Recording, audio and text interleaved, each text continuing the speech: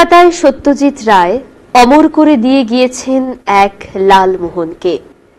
শিলিগুড়ির ফুলবাড়ির মনীন্দ্রনাথ ঘোষ অমর করে দিয়েছেন আরও এক লালমোহনকে।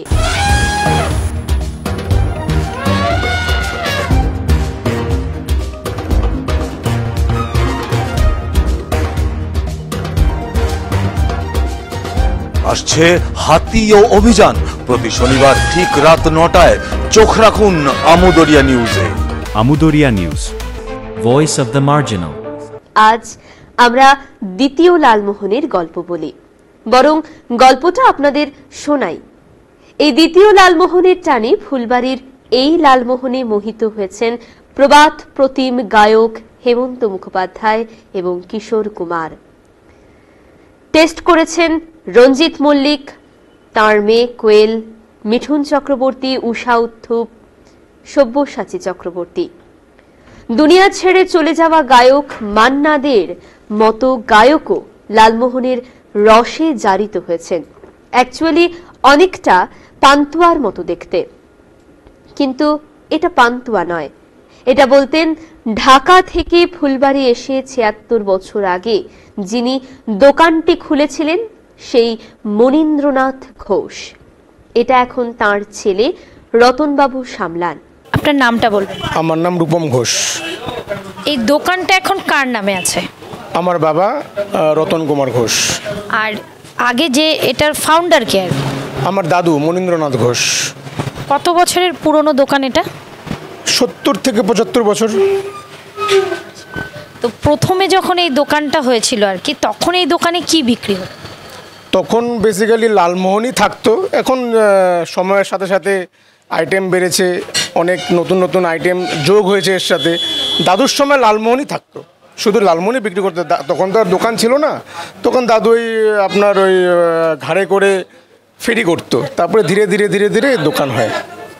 দোকান কি বরাবর এই জায়গায় না কি আরে মানে আগে ছিল একটু রাস্তার সামনে বা পেছনে? হ্যাঁ, রাস্তার জন্য কিছুটা দোকানটা সামনে এসেছে, কিন্তু দোকান এখানটাই। আমার দাদুর প্রতিষ্ঠাতা দোকান এটাই, আমার বাবা করছে, তার সাথে আমি আমার মা সবাই একসাথে আছি। তো এই দোকানে এখন পরবর্তীতে আরও কি কি মিষ্টি অ্যাড হয়েছে? পরবর্তীতে অ্যাড হয়েছে আপনার এই ল্যাংচা, তারপরে ছানার জিলেপি, কালো জাম, গোলাপ জাম। এটা লালমোহন তো ছিল, ওরাই ছিল। রসগোল্লা তো আছেই, বাঙালির প্রিয় মিষ্টি রসগোল্লা তো আছেই। আচ্ছা, শোনা যায় অনেক বিখ্যাত ব্যক্তি আপনাদের দোকানে এসে এই মিষ্টি টেস্ট করেছে, খেয়েছে। তো তাদের মধ্যে কোনো কয়েকজনের নাম যদি আপনি দেখুন, তাদের মধ্যে বলতে গেলে এখানে কিশোর কুমার, অমিত কুমার, ওনার ছেলে অমিত কুমার, উষা উত্তুপ, মান্না দে, মানে 90s 80s সব যারা সেলিব্রিটি ছিল তারা এসেছে। রিসেন্টলি বলতে পারেন বাবুল সুপ্রিয় এসেছে, খরাজ মুখোপাধ্যায় এসেছে রিসেন্টলি। আপনি কাদেরকে দেখেছেন? আমি দেখেছি খরাজ মুখোপাধ্যায়, প্রসেনজিৎ আর বাবুল সুপ্রিয়, এদেরকে আপনি দেখেছেন। আর এই দোকানের কাস্টমার যারা আছে তারা কি সব রেগুলার কাস্টমার এখানকার বেসিস, না বাইরে থেকেও আছে প্রচুর কাস্টমার? আপনার দুটো মিলিয়ে আছে, রেগুলার কাস্টমার আছে, বাইরের কাস্টমার আছে। বেসিক্যালি কুচবিহার, জলপাইগুড়ির সাইডের আমাদের অনেক কাস্টমার আছে। তারপরে শিলিগুড়ির থেকে যারা আসে, যেহেতু আমাদের একটা মিডিল পয়েন্ট, তো জলপাইগুড়ির কাস্টমার পাচ্ছি, আমরা শিলিগুড়ির কাস্টমার পাচ্ছি। তো সব মিলিয়েই লোকাল কাস্টমার তো আছে, সব মিলিয়ে আছে। এটা তো শুধু শিলিগুড়ির না, পুরো পশ্চিমবঙ্গের একটা বিখ্যাত মিষ্টি আর কি। তো মিষ্টির রহস্যটা কি? টেস্টটা আমি জানতে চাইছি।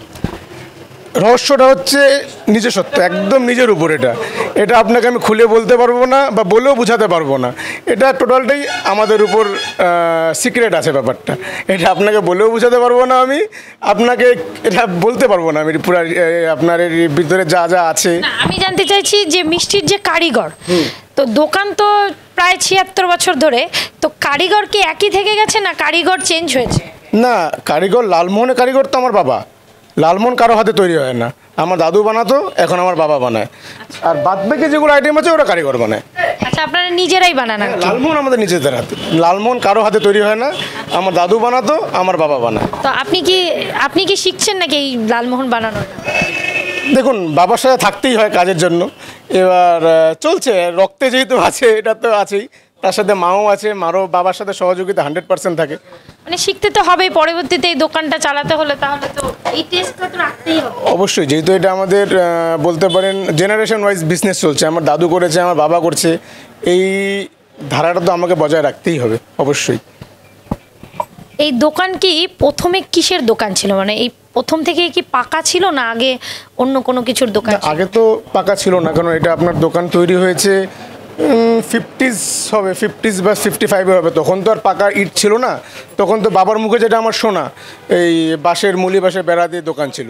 তারপরে দিনে দিনে যুগে যুগে পরিবর্তনের সাথে এখন এই অবস্থায় আছে, এখন পাকা হয়েছে। এখন তো দিন চেঞ্জ হচ্ছে, সবার দোকানেই কিন্তু এখন প্রায় ডেলিভারির ব্যবস্থা রয়েছে একটা, অনেক কিছু জোম্যাটো থেকে বা কোনো কিছু থেকে ডেলিভারির একটা। আপনারা কি কিছু ভেবেছেন যে আপডেট করার জন্য পরবর্তীতে? অবশ্যই আপডেট করার জন্য আমাদের চিন্তায় আছে, কারণ এখন যেহেতু সব কিছুই হোম ডেলিভারিতে এখন মানুষ নির্ভরতা জেগেছে, সময়ের সাথে সাথে এটাও পাল্টাবে, এটাও হবে, এটাও হবে। আর অনুষ্ঠানে যেমন বিয়ে বাড়ি, বার্থডে, এগুলো অনুষ্ঠানের মিষ্টি আপনাদের এখান থেকে তো সাপ্লাই হয়? হ্যাঁ, যে কোনো অনুষ্ঠান, বিয়ে বাড়ি বলুন, অন্নপ্রাশন বলুন বা মুখে ভাত বলুন, যাই হোক, সব প্রোগ্রামের অনুষ্ঠানে আমাদের এখান থেকে মিষ্টি, দই, পনির সব যায়। তো ওটা কি কারিগর ওখানে গিয়ে বানায় নাকি অনুষ্ঠান বাড়িতে, না এখান থেকে? সব এখান থেকে নিয়ে যেতে হবে, সব এখান থেকে নিয়ে যায় যারা। মানে ওখানে বানানো? না না না, ওখানে বানানোর কোনো ইস্যু নেই। আর এখানে এই মোড়ের আশেপাশে আমি আরো এক দুটো এরকম দোকান দেখেছি, লাল ফুলবাড়ির লালমোহনের, ওই দোকানগুলো কি আপনাদেরই? ঠিক আমাদের বলবো না, বাট আমাদের বংশেরই, আমাদের দাদুর হাতের প্রতিষ্ঠাতা, মানে স্বর্গীয় মনীন্দ্রনাথের হাতের প্রতিষ্ঠাতা দোকান এটাই, ফুলবাড়ি মিষ্টান্ন ভাণ্ডার। রতনবাবুর কথায় ভোর ভোর উঠে কয়েক কড়াই তুলতুলে লালমোহন বানানো হয় এখনো। বছর কয়েক আগে লালমোহনের দুটি সাইজ তৈরি করছেন, একটির দাম 10 টাকা, আরেকটি 4 টাকা। এই লালমোহনের টানে বাংলাদেশের লোকজনেরাও এ দেশে এলে ভিড় করেন সেখানে। এখন ছানার জিলিপি, রসগোল্লা, নলেন গুড়ের রসগোল্লাও হচ্ছে। সব মিলিয়ে 7-8 ধরনের মিষ্টি পাবেন ফুলবাড়ি মিষ্টান্ন ভাণ্ডারে। কিন্তু যাকে বলে সেরার সেরা, বেস্ট অফ দ্য বেস্ট, সে হলো লালমোহন। সত্যজিৎ রায় বেঁচে থাকলে কি একবার লালমোহনের খোঁজে আসতেন না? আমার নাম হচ্ছে জামিনুর রহমান। আচ্ছা, আপনি কি এখানকারই বাসিন্দা? হ্যাঁ, আমি এখানকার লোকাল। এই দোকানে কতদিন ধরে মিষ্টি নিতে আসছেন আপনি? আমরা সেই এখান থেকে মানে বাল্যকাল থেকেই দোকানে মিষ্টি খাচ্ছি। বাল্যকাল বলতে মানে কত বছর? আমার বয়স এখন হচ্ছে 48। তো মানে 5-6 বছর বয়স থেকেই দেখছি যে মিষ্টির দোকানে। তো এতদিনে আপনি আগেও খেয়েছেন, ছোটবেলায়, এখনো নিচ্ছেন, মিষ্টির টেস্ট কি কিছু চেঞ্জ হয়েছে না একই রকম আছে? না, এখানকার লালমোহন সেই যেমন শুরুতে ছিল উনি ওইরকম সেরকমই আছেন। দুটোই যে ভীষণ রসালো না, না রসময়, বরং বলা ভালো রসিকজনের কাছে বড় আদরের চরিত্র হলো লালমোহন।